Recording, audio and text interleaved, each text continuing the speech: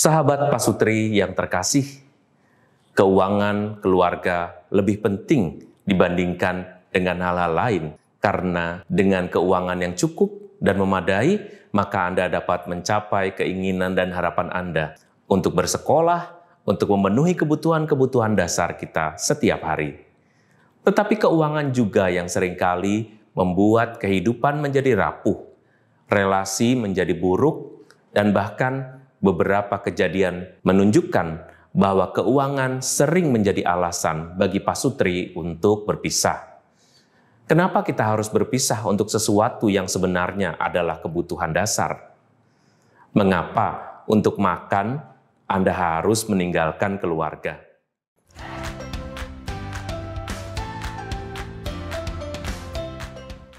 Sebetulnya hal yang terbaik bagi kita adalah melihat mana yang paling penting, mana yang sangat penting, dan mana yang sebetulnya kurang penting dalam hidup Anda. Situasi PSBB seperti sekarang ini menuntut kecermatan dan kebijaksanaan kita. Kita tidak dapat begitu saja membuang uang atau mengeluarkan uang kita untuk kebutuhan-kebutuhan yang hanya kita rasa penting, tetapi sebetulnya bukan sesuatu yang pokok. Kebutuhan listrik, kebutuhan internet, kebutuhan untuk snack, atau makanan-makanan yang kita beli setiap hari, harus kita uji dengan kebijaksanaan kita. Karena situasi berubah, karena pemasukan juga berkurang, atau bahkan kita bisa tidak mendapat pekerjaan, atau kita tidak lagi bekerja. Apa yang harus kita lakukan ketika keuangan di dalam keluarga menjadi suatu problema yang cukup besar dan dapat menjadi badai dalam sebuah keluarga? Mari kita berpikir bahwa Tuhan menghadiahkan sebuah keluarga bagi kita lebih dari jumlah-jumlah uang yang kita terima darinya. Kita menerima keluarga kita lebih besar dan lebih menggembirakan, apalagi kalau itu dilakukan bersama-sama. Seringkali kebutuhan ekonomi dan kebutuhan untuk merasa dicintai dirasa berseberangan. Ada orang tertentu yang menjadi jengkel kepada suaminya karena suami tidak bekerja. Ada lagi seorang suami yang merasa jengkel dengan istrinya karena merasa istri hanya menghambur-hamburkan uang. Semua hal dapat diukur, semua hal dapat dilihat, tetapi yang terbaik adalah mengukur dari diri kita sendiri. Apakah kita tergolong orang yang kurang bijak dalam menggunakan uang? Atau kita tergolong orang yang berhati-hati? Atau kita tergolong orang yang pelit dalam menggunakan uang? Mari kita lihat dari kehidupan sehari-hari. Kebutuhan anak-anak yang bertambah, kebutuhan sekolah yang bertambah, karena ada kebutuhan akan internet, itu juga akan menambah semua pengeluaran kita. Maka lihatlah mana yang lebih penting dan mana yang kurang penting, mana yang sangat tidak penting. Kita harus pandai dan bijak. Kita tidak perlu membeli baju baru karena tidak ada pertemuan-pertemuan besar yang akan kita hadapi. Kita tidak perlu makan makanan istimewa hanya karena ingin dilihat sebagai seorang yang mampu. Ambillah segala sesuatu dengan sederhana. Ajarilah anak-anak untuk membuat pengeluaran dengan bijak sejak mereka muda. Kebaikan orang tua akan menular kepada anak-anaknya, tetapi jika orang tuanya memang bukan tipikal orang yang bijaksana, mengajar pun menjadi hambatan bagi mereka, karena mereka hanya berkata-kata tetapi tidak bisa melaksanakannya.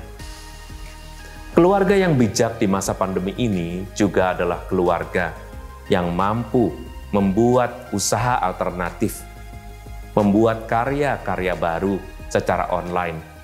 Mungkin caranya biasa, tetapi jika kita melakukannya secara online, menawarkannya dengan cara kekinian, barangkali kita akan dapat memenuhi kebutuhan kita dan mendapatkan pemasukan yang lebih banyak lagi. Kita menambah kuota internet, tetapi kita juga harus menambah pemasukan kita melalui internet itu. Anda bisa memakainya dengan memasukkannya pada media-media sosial, barang-barang yang mungkin Anda jual. Jadi kebalikannya, kalau kita menggunakan internet untuk melihat barang-barang lalu kita membelinya, pengeluaran akan bertambah. Tapi kalau kita menggunakan internet untuk menjual barang-barang yang kita punya, apalagi dari kreativitas kita, maka kita akan mendapatkan lebih banyak. Ada lagi nih, kalau kita mau melakukan segala sesuatu bersama-sama, barangkali itu akan jauh lebih menguatkan. Kalau kita mau melakukannya bersama seluruh keluarga kita, terutama keluarga inti, yaitu pasangan, anak-anak, dan orang tua, maka kita akan mendapatkan segala sesuatu dengan lebih menyenangkan.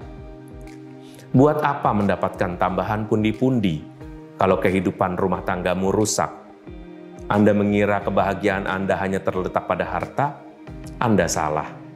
Apalagi kalau Anda mempunyai anak-anak. Mereka juga siap menjadi hakim atas kehidupan rumah tangga kita. Sahabat pasutri yang terkasih, mari mengajari diri kita menjadi sabar, cerdas, cerdik, dan lebih kreatif. Karena kita tidak tahu sampai kapan semua ini akan berlangsung. Tetapi bukankah seorang yang cerdik dan seorang yang bijaksana tidak akan mati langkah menghadapi situasi-situasi yang bermacam-macam? Saya percaya Anda juga akan mendidik putra-putri Anda dengan baik kalau penggunaan keuangan Anda terjamin karena Anda bersikap bijaksana. Mari memulai suatu usaha. Doa saja tidak cukup, karena doa berarti kemalasan kalau kita tidak mengisinya dengan usaha. Mari yang kita doakan adalah usaha kita. Mari yang kita doakan adalah dagangan kita. Mari yang kita doakan adalah media sosial kita atau promosi kita. Saya percaya itu akan menambah pundi-pundi ekonomi Anda. Tuhan mengatakan tidak ada usaha yang akan tidak dihargai oleh Tuhan. Dia mengatakan bahwa kalau orang tidak bekerja, janganlah dia makan.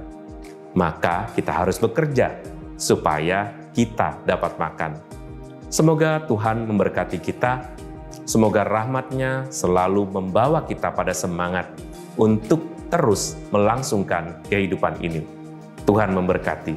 Salam.